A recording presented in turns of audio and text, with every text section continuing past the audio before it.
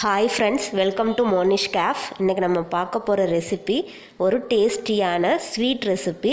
வாங்க ஃப்ரெண்ட்ஸ், அது எப்படி செய்கிறதுன்னு பார்க்கலாம். அதுக்கு முன்னாடி என்னோடய சேனலை ஃபஸ்ட் டைம் பார்க்குறீங்கன்னா மறக்காமல் மோனிஷ் கேஃப் சேனலை சப்ஸ்கிரைப் பண்ணி பக்கத்தில் இருக்க பெல் பட்டனை கிளிக் பண்ணி ஆள்னு கொடுங்க. அப்போ தான் நான் போடுற புது புது வீடியோஸ் உங்களை வந்து சேரும். வாங்க ஃப்ரெண்ட்ஸ், இப்போ அந்த ரெசிபி எப்படி செய்கிறதுன்னு பார்க்கலாம்.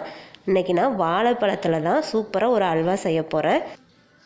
நான் 6 வாழைப்பழம் எடுத்திருக்கேன். இப்போ அதை தோலை உரிச்சிட்டு அதை சின்ன சின்ன பீசஸாக நான் கட் பண்ணிக்கிறேன். இப்போ கட் பண்ண பீசஸை நான் மிக்ஸி ஜாருக்கு மாற்றிக்கிறேன். இப்போ அதில் 1 டீஸ்பூன் அளவு வாட்ரு சேர்த்துக்கிறேன், 2 டீஸ்பூன் மில்க்கு சேர்த்துக்கிறேன். சேர்த்துட்டு இப்போ அதை நல்லா பிளெண்ட் பண்ணி எடுத்துக்கலாம்.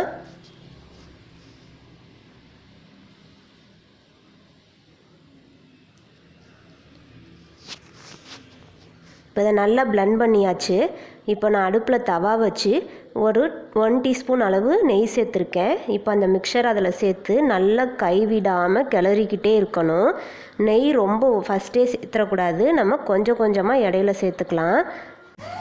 இது நல்லா சுண்டி சுருள வரணும், அது வரைக்கும் கிண்டிக்கிட்டே இருங்க. அல்வா செய்ய டோட்டலாக 4 டீஸ்பூன் அளவுக்கு நெய் தேவைப்படும்.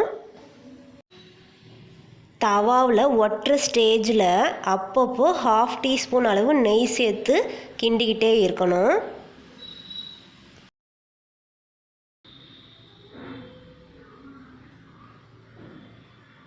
இப்போ பாருங்கள், நல்லா சுண்டி வந்துடுச்சு. இந்த ஸ்டேஜில் நான் சுகர் சேர்த்துக்கிறேன். நான் ஒரு 6 ஸ்பூன் அளவுக்கு சுகர் சேர்த்துருக்கேன். சுகர் சேர்த்துட்டு கைவிடாமல் ஒரு 15 நிமிஷம் அதை கலர் மாறுற வரைக்கும் நல்லா கிண்டணும். அந்த தவாவில் ஒட்டுற ஸ்டேஜில் நான் ஒரு 1/2 டீஸ்பூன் அளவு அப்பப்போ நெய் சேர்த்துக்கிட்டேன். இப்போ பாருங்கள், நல்லா தவாவில் ஒட்டாமல் நல்லா சுருண்டு வந்துருச்சு. நல்லா கரெக்டான அல்வா பதத்துக்கு வந்துருச்சு. நீங்கள் நான்ஸ்டிக்கில் பண்ணிங்கன்னா இன்னுமுமே நல்லா ஒட்டாமல் வரும். இப்போ கரெக்டான பதத்துக்கு வந்துருச்சு.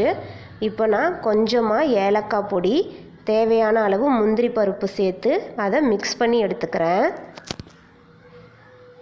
இப்போது ஒரு பிளேட்டில் நெய் தடவிட்டு அந்த மிக்சரை இதில் சேர்த்துக்கலாம். இப்போ இது நல்லா ஆறட்டும். அதுக்கப்புறம் நான் இதை பீசஸாக கட் பண்ணி எடுத்துக்கிறேன். இப்போது இது நல்லா ஆறிடுச்சு. இப்போ அதை பீசஸாக கட் பண்ணி எடுத்துக்கலாம்.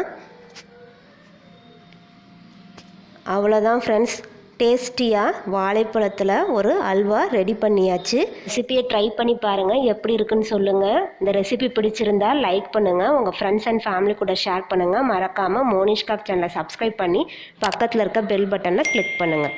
Thank you friends.